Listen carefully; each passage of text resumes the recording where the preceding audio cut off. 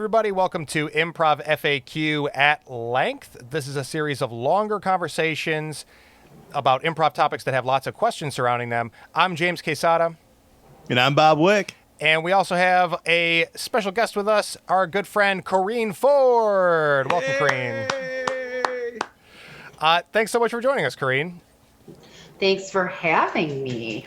Yeah, we're excited to talk with you. We decided on the topic of comfort zones, which is a subject that came to mind for me because of the time that I've spent working with you, Corene, on Future Kids, which is a team that I coached as a launch group for Go Comedy. And one of the things that I was really focusing on with that team was a balance of playing styles. Between head, heart, and X factor. Head being the heady stuff, heart being the relationship and emotion-driven stuff, which Corene is your strength, and then the X factor is kind of like this wild card, absurdity, unconventional play, thinking outside the box, and weirdness. And that's something that was outside of your comfort zones, Corene. And I remember that being a really great arc over the time that we were doing Future Kids, so I thought it'd be a good topic to talk with you about. Can you tell me a little bit about that, Corene? What comes to mind, or thinking about Future Kids and that idea of X Factor? I remember when you started making us do just like it was an exercise where we had to just kind of walk around on stage and kind of start doing like a sound and emotion and like building it and seeing where it could go, like using your entire body. And it was me and Andy Reid. I remember this. I was so uncomfortable doing that. And I don't know if I guess weird brain stuff didn't really bother me, but weird physical stuff really bothered me.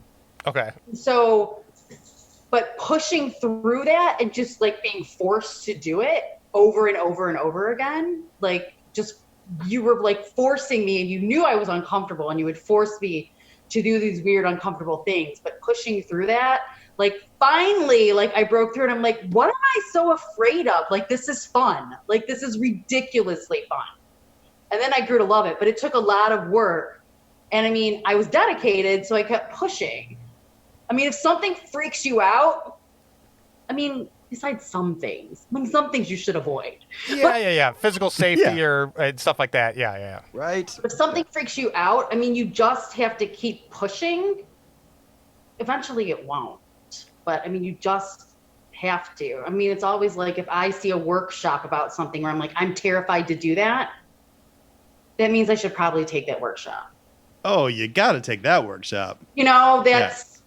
That's, I don't know. Yeah.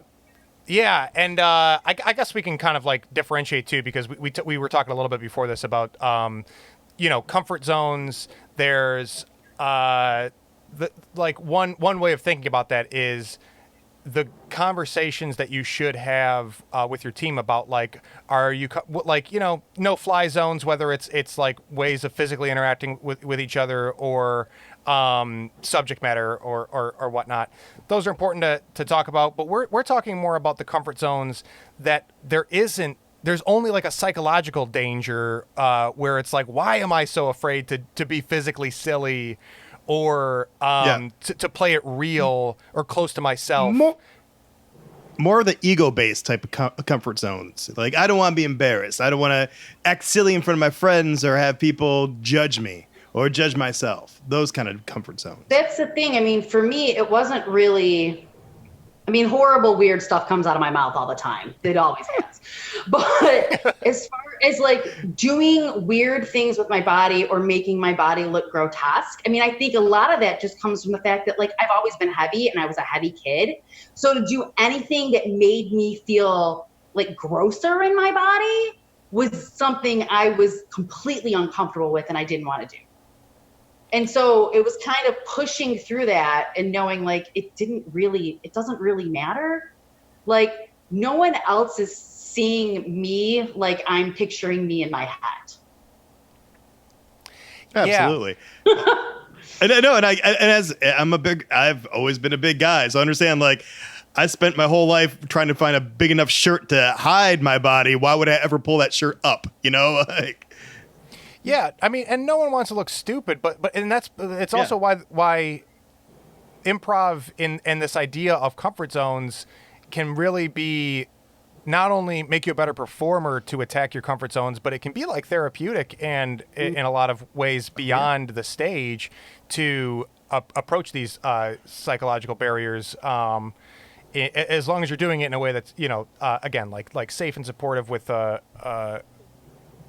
Future Kids team is a great group of people to do it with as a launch group who are all dedicated to like challenging themselves to get better and help each other get better too. Yeah, and it's like, I mean, my comfort zone was going to the weird. And then you have the opposite where you have people who are totally comfortable in the weird, but they have a real problem connecting with their real emotions and letting that show through. And so that's terrifying for them. It's different for everybody. And, so like, some people, their worst nightmare is when you make them do the, no funny scenes exercise. Oh, yeah. That's their worst nightmare. Their worst nightmare. Which for me, I'm like, yeah, cool. I'm going to make people cry. Yeah. Yeah.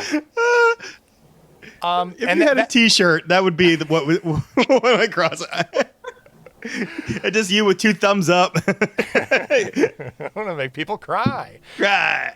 But yeah, I mean, I can even speak for myself on that. Is that like I've said before on this show, or I generally say that it was my goal early on in performing to be cartoony and to play really imaginative on stage. And there's a lot of fun to be had with that two-dimensional side, but at a certain point, that was the thing that I needed to challenge myself to do is like, how can I do more grounded, realistic acting and play from a place of vulnerability or more realism, and still feel it. To me, it's like, oh, I don't want to.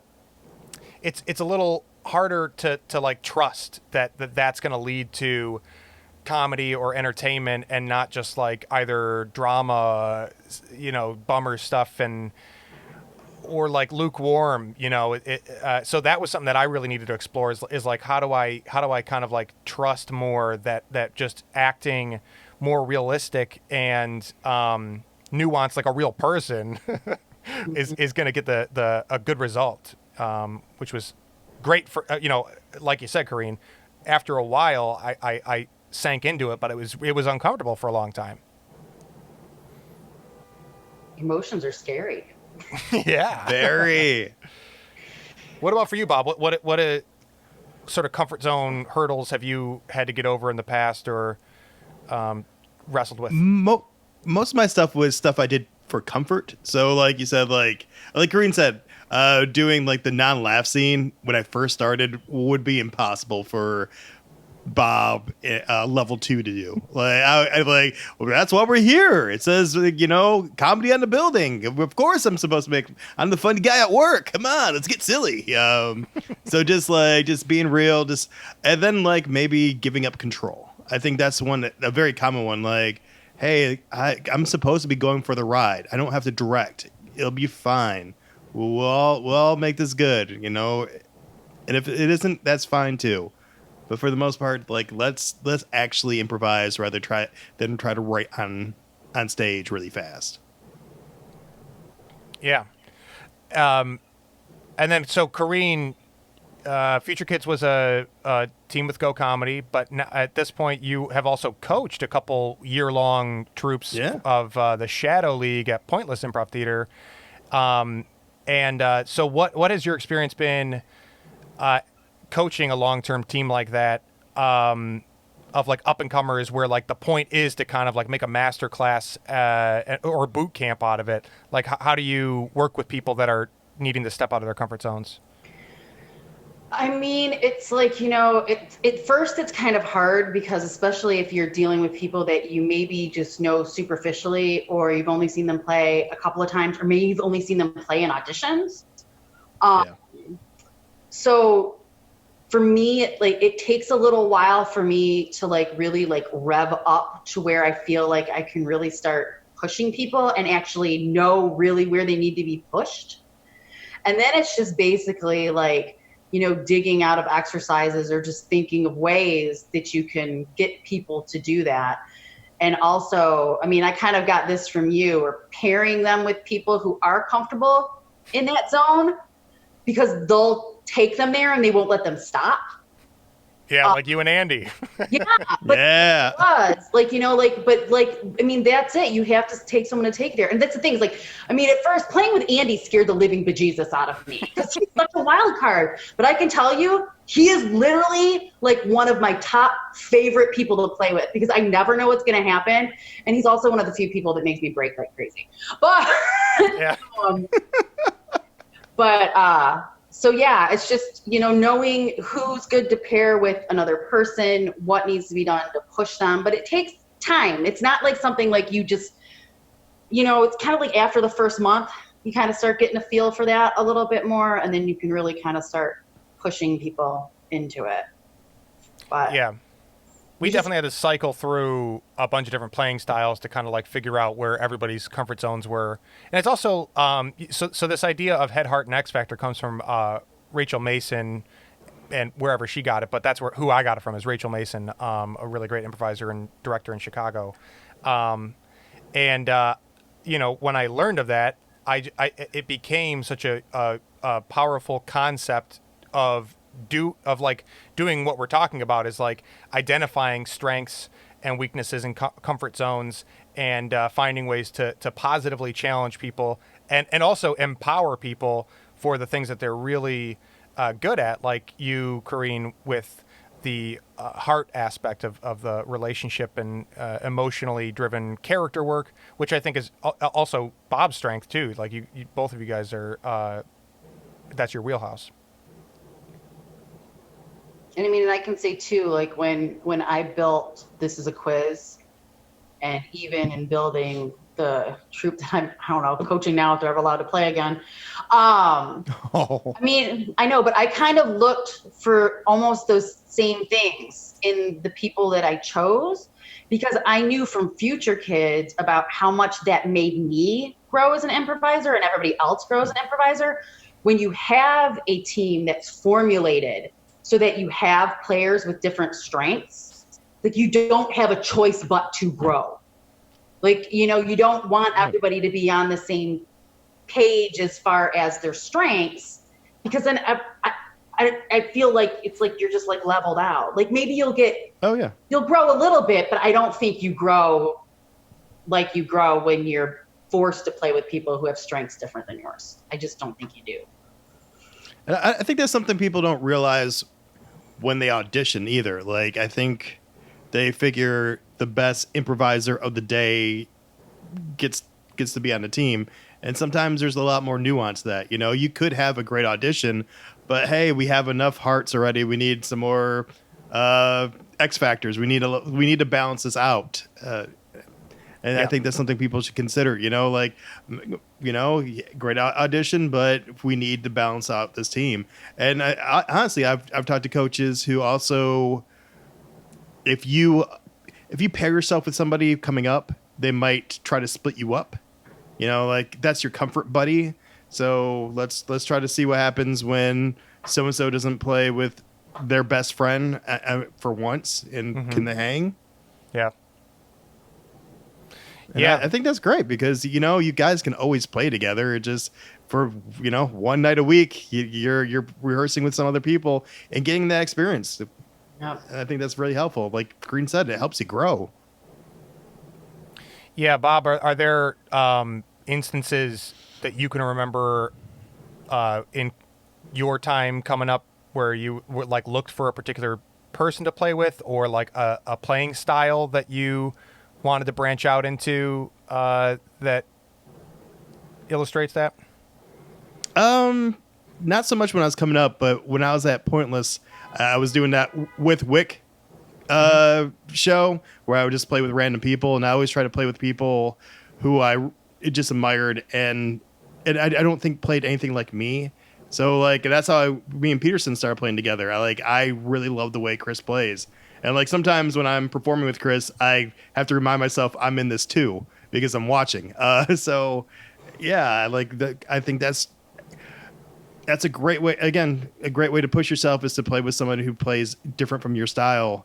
And I had gotten to the point where there wasn't a lot of people for me to get coached from, or any classes I can take. So I had to kind of put myself in a situation where, every performance was a workshop almost. And I just let them lead, and, I'd take something away from it almost every time. Yeah. What about you, James? Yeah, like I said, I mean, I definitely looked for opportunities to play with people who are really grounded at a certain point, that played more close to self. Like Michelle Girlando was somebody that we kind of came into like the Go Comedy resident cast at around the same time. So like in showdowns or whatever opportunities, she was somebody that like I would look for chances to play her strength, which again is more like the relationship grounded stuff. I probably did that for I think I did that kind of stuff for like as a focus for like 2 or 3 years, because it was that just playing like the straight character. Travis is also somebody that I really gravitated toward because he's such a great straight character. He plays straight characters so well, and I would look for ways to, like, if I was in a 3-person scene or a group scene with him, is I would try to mirror his position in the scene or his perspective, and that was really helpful. Yeah, and I remember talking to Matt Penridge at some point. I think it was Matt, where we were having this conversation about comfort zones, and we were talking about how kind of anxietizing it is that in improv, it's kind of the name of the game to always be doing things that take you out of your comfort zones or scare you, because that it's like that kind of if you lose that, then you're missing the thing about improv that like really makes you charged, where it's like you're kind of in free fall or always in a state of like fight or flight or whatever. So it's like, as opposed to like getting closer and closer to being like comfortable, there's a degree of that. But if you the part of the reason that it's like improv is something that people have like lifelong learning curves with and never get sick of, is because you're always looking for new ways to push and challenge yourself and scare yourself a little with the things that you're working on. Yeah, it's weird. It's like, you start doing improv, and just that, going and doing that first class show is like getting you outside of your comfort zone, right? And then you find out that you like love it, and then you realize like that's just like the very like first step of the comfort zones that you're gonna have to like push past to do this. I mean, it's like you think you've got it, and then you find something else. It's like, yeah, it's crazy. It's crazy. It's like it never stops. Never stops. Do you have things that are currently your next boon, things that scare you that you're working on? Things that I need to work on, and people like pimp me out on this all the time. It's making sing. Oh, singing. Whether it's doing like, musical improv or something. I've only taken one musical improv workshop. It terrified me. And I was like, in the last group to go up because I was scared to death to do it. I mean, I did it. It was fun, but it scares me. And so like, I just kind of, I really need to get comfortable with it, not because I think I'll ever really be like doing musical improv, but it's just so I feel comfortable when I'm put in a position where it happens that my brain won't short circuit. Yeah. You know? Yeah. I know the feeling. Yeah. So that my brain doesn't short circuit. Yeah, and that's a lot of it too, right? Is because I a good improviser, because it's always the possibilities are always infinite in a show. You just never know what can happen, and if there's territory that of performance that like you balk at, then you got to conquer that, because there's no guarantee that it won't come up again. So it's best to be ready to pull out your song voice, or to be able to act real, or to be able to go into some abstract cloud, because it might happen. Well, it's like, there were some nights at Pointless where we would have musical accompaniment, and I would like beg everyone. I'm like, don't sing. I'm like, it's just like, this is not musical improv. Don't sing. And then people ended up singing, and I would be like, just like, I could not have fun in the set. Yeah. Because I'm like, oh my God, I'm gonna have to make up a song. I can't make up the song, and the set would be like, because I would be so in my head after that I couldn't concentrate on anything, because I was just all of a sudden terrified. Yeah, after Becky, don't sing. Oh, you can't tell someone not to do something and expect it not to happen. No. But let's talk about that. Like, that whole. It's not only when we get challenged to do those things that are out of our comfort zone just to perform the thing. You have to do it with enthusiasm. To me, that's the hard part. Like, I hate playing animals. Me playing a cat just sounds dumb to me. I'll do it, I'll fucking do it. But I just think I can't stand it. I hate when people do it. You do not look like a dog, a cat, a kangaroo. But we can have that scene. And I'll do it with a smile. And I'll do it, and I'll make the best of it. You have to. You absolutely have to. Because, especially when people pay money. Like, someone paid money to be entertained by you. And you set up the parameters of, we're creating this by committee. And if the committee votes, hey, everybody's playing kangaroos, guess what? Hop, hop, motherfucker. Yeah. I don't know where that. Hop, hop, motherfucker. Hop, motherfucker. That's my shirt. Yeah. Yeah, I think it's the doing it committed in a committed way and not a sarcastic way is tough too, because I feel like, and let me know if this is like how you relate to this, Corene, if it came up while you were kind of exercising that X factor up until you got comfortable with it. But like, sometimes you're doing like group games, or like, everybody's a tree, or like it's this organic transformation, and you're kind of like half doing it while you roll your eyes. And I've definitely seen that in like classes and stuff. And it's like, there's no easy, it's a switch that you have to flip for yourself. No one's going to make you do it. But until you do, you're not going to get what you can from the thing that you are uncomfortable with.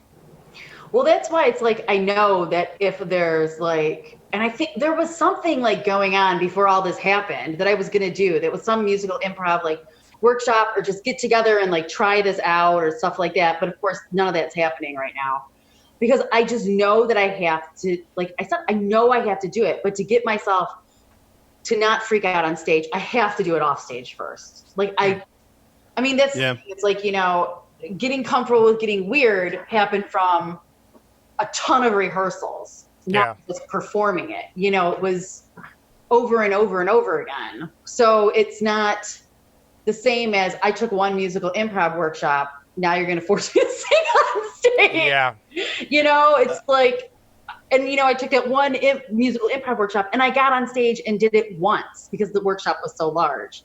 So it's like, yeah, Yeah. that comfort zone is still not pushed through.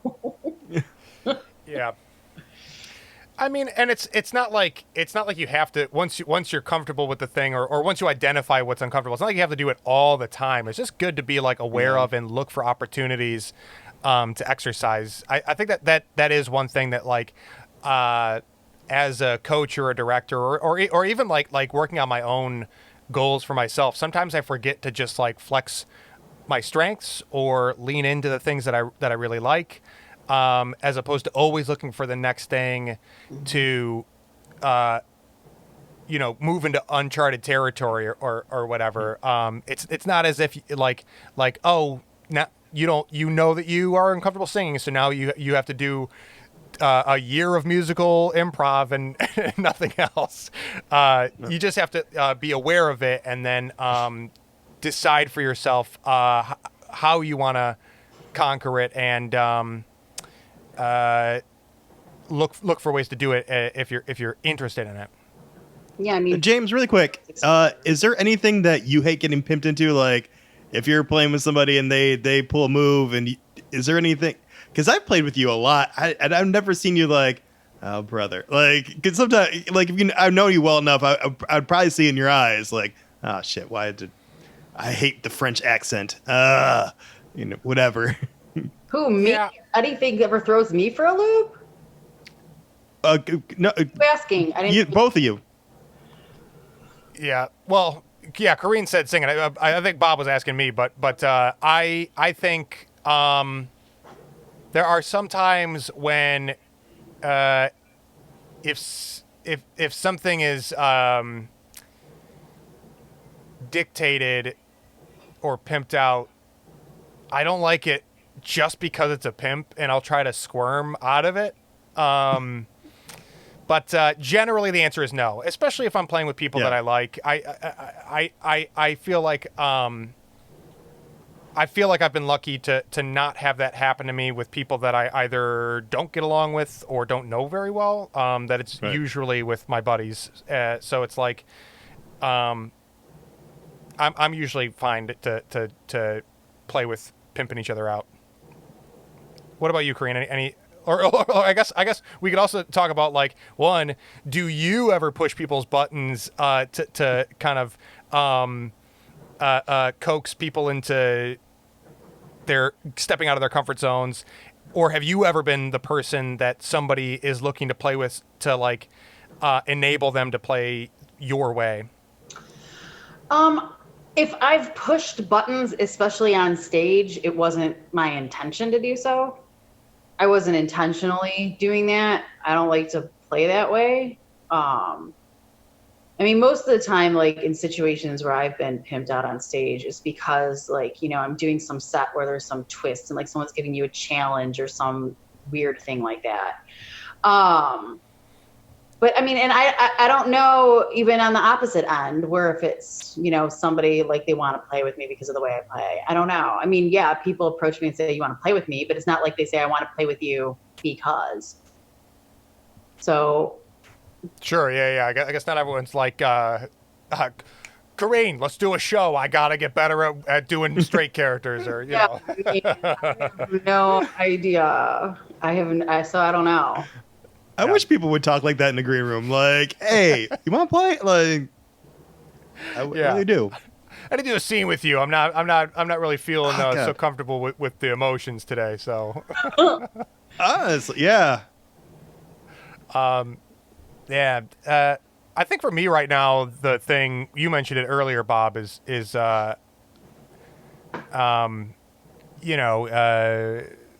Playing letting animals? go of. Did you say bananas? No, playing animals. Am I not talking enough today?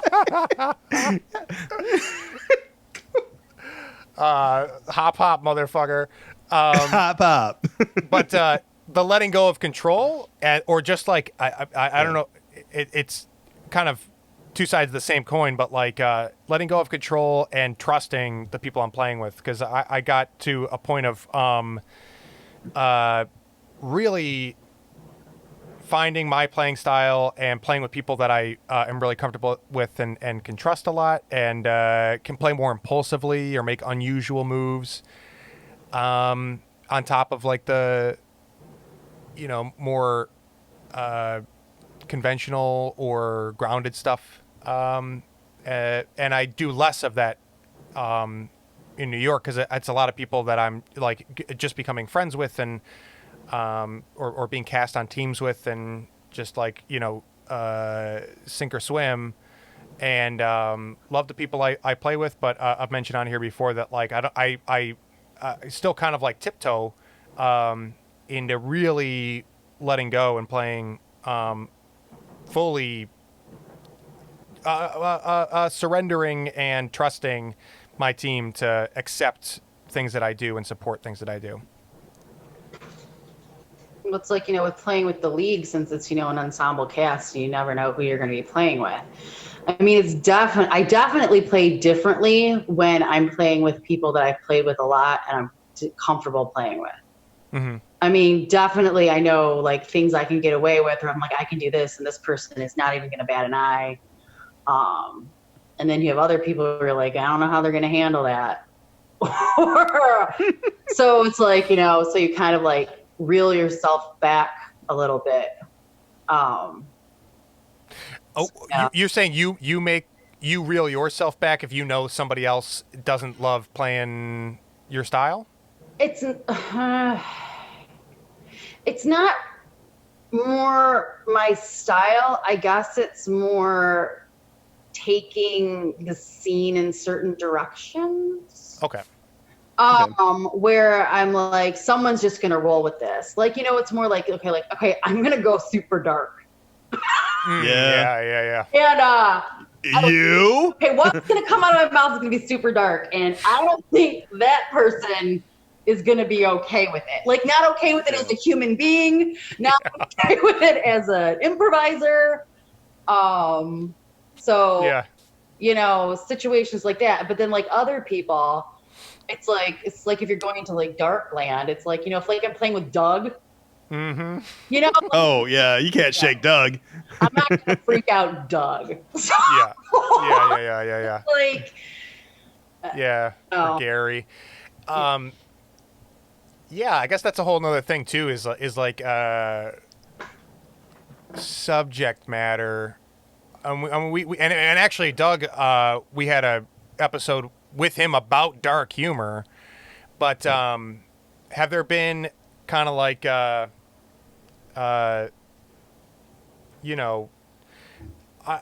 remember I played with somebody who was really didn't want to do scenes that like represented religious things or like mocked religion. mm-hmm. And I don't know. What are you guys' thoughts on like? I think that there's like universal no-fly zones where it's like anybody in their right mind can tell you that it's inappropriate or offensive, especially in an improv theater environment. But then there's things that are just like kind of personal taste, and where do you think that people can like safely explore things for humor's sake versus like draw lines for themselves and their team? Well, I've always kind of considered it like I call it the dinner party rule, and depending on who I'm up there with, because I know if I'm playing with a group of people I've known for a while who I've had dinner with, or or if we were at a dinner party, we could go dark or talk about messed up stuff and not feel as if you were gonna lose a friend or something after the meal's done. I feel totally free, but same dinner party, someone brings their boyfriend or girlfriend along, and you don't know what their background is, their past, or their morals, or compass, or the moral compasses. You kind of play different, so it's just adjusting to that, and I don't really consider that holding yourself back. It's just being polite because we're all playing together, and you don't. You want to take care of yourself. You want to take care of your scene partners, and you also want to take care of your audience. So you have to read the room. You usually know within a couple minutes of the set what kind of humor the audience is looking for.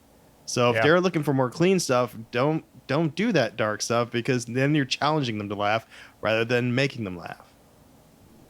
Yeah. I think a lot of it is knowing your audience. I mean, when you play at certain theaters over and over, you generally kind of know what kind of audience goes there, which helps. But it's like, if you travel to a festival, I mean, like, maybe don't go to a bunch of those places that you would maybe go to with your home theater audience, because you don't know what their temperature is. Like, like, in a lot of like liberal towns, like if you're playing in Ann Arbor, you can poke fun at religion all day and you're probably not going to have a problem with it. Go down south to an improv festival, maybe you don't want to do that. Yeah. I mean, so. Right. Yeah. I like that analogy of the dinner party is like, just be a good guest. Be mindful, be polite. There's like no real advantage to wreaking havoc or to just completely uncensoring yourself. Would be selfish, a selfish risk at best, right? It's like, Yeah. Right now, I'd actually recommend, if you're going to do edgy, I mean, really take your time, because you don't want to go so fast where you say something that you didn't intend that could be offensive. But also, like, you've got to read the room as you're going along, as you're heightening. You got to you got to make sure everybody in the back line, everybody that's in the scene wants to be in the scene if you're going to go where there is. You also got to listen to the audience, like, the last thing you want is a boo. So why challenge them to do these things? But that being said, like, if you're playing smart, I think there's places you can go that could be unexpected and could be fun and could be edgy. So, I mean, it's just like Corene said, reading the room and just taking the temperature as you go along. Because if you rush the thing, and I've seen this in a couple of improv scenes where someone wanted to push the envelope, where they just blurted something out, maybe to change the course of the scene to make it edgier. And because it was so abrupt, it really hurt everything. And almost every time that I've seen that happen, it was met with regret. So it's play it smart. Yeah, there's a fine line between that uncomfortable laughter, which I love. I love when I can make an audience uncomfortably laugh. But there's a fine line between uncomfortable laughter and the boo. Like, there's a fine line. Yeah. And I guess that kind of also is an analogy for, your own comfort zones and boundaries with subject matter. Is that, like, is it tension that you might have fun playing with, or is it a more rooted belief or value? And I think that the best thing to do is to just make sure that you are questioning, if you find your comfort zones, like, where does the discomfort come from? Where does the fear come from? And is it something that you might benefit from getting over? And just being open to that question, I think, is the most important thing, and not taking for granted that like, you could just be like, no to this, no to that, and never question what would happen if you explored the other side of it. Absolutely. Yeah. I guess so Corene, if you were going to give like one main takeaway for people who are interested in like comfort zones, or like how to challenge themselves in a positive way to step out of their comfort zones, like, what would you tell a student or performer in that position, the kind of mindset to put themselves in order to accomplish that and be better for it on the other side? I mean, I would tell them, like, if there's something, like, if a student, like, and this has happened, where like a student has come up to me and said, so-and-so's doing a workshop and it terrifies me. I said, okay, take it. And I'm like, it's going to terrify you and it's going to scare you, but just know that you're probably going to feel a lot freer when you come out the other side. And you just need to go ahead and do it. I mean, that's it. If there's someone who, like, you like the way that they play, but you're terrified of the way they play, try to play with them.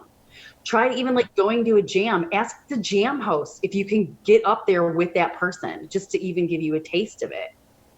Yeah. I mean, there's different ways to do it without making like huge commitments, I guess. You know what I mean? So, Yeah. Right. but to just get your feet wet in that area that scares you so much, to know that, you know what, you're not going to die.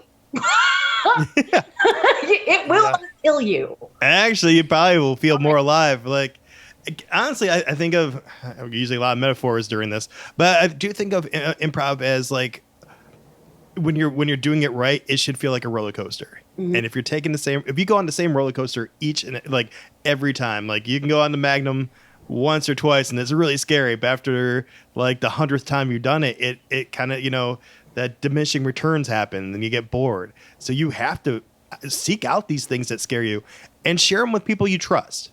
If you are uncomfortable with something, share it with somebody you trust, share it with your coach, share it with the other members of your troupe, and have them incorporate that into the scene. So you have to do it, you know? And like Corene was saying, like everything she mentioned, like do it during rehearsal, doing it during a jam. That's low stakes. That's not during a show. Like that's why these places exist. It's a safe place to push yourself and to fail if it happens. And you should love failing. If you're not failing, then you're not playing hard enough. You know, if you're not failing not every time, of course. If you're not failing every once in a while, you're probably you're a one-trick pony who does that trick very well. So, you know, broaden your horizons. Yeah. Yeah. I think there's that saying, follow the fear, right? Oh yeah. And I think that you can. I think really what it comes down to for me is like if you're not at least a little scared, you're probably not growing. So if you get to a point where you're like cool, I'm here and like I got to where I want to be and I got the things that I wanted out of the learning that I've done, that's fine. But if you're interested in growing, just know that it's going to come along with being a little scared. Yeah. And that's the fun part. Yeah. Corene, can you tell us a little bit about what's going on at Pointless and the jams and virtual stuff that is going on there? Yeah, right now, well, they've just started virtual classes, just started up. They've been doing virtual workshops. I did one, which was weird. It was weird, but it was okay. And they're doing the launch or the Shadow League for this year and next. They did 2 shows and then the theater shut down. And so they wanted to keep the momentum going. And so they picked up the jam schedule at Pointless. And so now every other Sunday there's a jam, a virtual jam, short form and long form. Cool. Oh wow, that's awesome. You fill out your form. You make a donation, a minimum of $5, and you're in to play for the jam. All the money goes to the theater. So after all the jams, they write checks. I think they said they totaled it up, and they've raised over $5,000. Wow, that's incredible for the theater. Yeah, it's pretty cool. I mean, people are being very generous. I mean, you know, people are giving what they can, and some people are giving just more because they can. And, you know, they don't want to see it go away. Yeah, of course. Yeah. So, I mean, that's what's been going on there, improv wise. And then you can go pick up beer every once in a while. Oh, yeah. Yeah. Are they doing like growlers? Yeah. Cool. Yep. Well, very cool. I'm really glad to hear that the Shadow League, despite not being able to do shows, is keeping on with the jams and providing that outlet for other people and support for the theater, because that is very cool that just through the jams that they've been able to raise that much money to support Pointless. That's really, really cool to hear. And they're getting creative. They're like making up games just for like the virtual world. Like there's Cool. Oh wow. you know, we have Pointless Cribs. So it's like a slideshow presentation, and then it's like you're walking someone through your house. So Pointless Cribs, so ridiculous houses. like Nice. PowerPoint presentations. And the newest one is like it's a line game, but it's WikiHow photos. So you Okay. have to say what the WikiHow photos are teaching you how to do. Like, you know how those weird WikiHow pictures? Yeah. Yeah. So that's the line game, is beating that to death on what those things are. So, I mean, they've gotten pretty creative. Oh, wow. Creating new games and stuff. It's been fun. That's awesome. incredible. I love that like WikiHow that. idea. Yeah, it's like, oh yeah. Yeah. There's a lot of really there's a lot of high potential with visual aids for sure in the virtual realm, obviously. But that's cool. That's a really great context to do it in. Well, very cool. This has been such a great conversation, Corene. Thanks so much for joining. So great It was really seeing great you, to yes. talk with you. I know, so nice seeing your faces. Thanks for having me. Yeah. Same to you. Really glad to know that you're doing well. Thank you, everyone, for joining, and we'll catch you next time on Improv FAQ at length. Bye.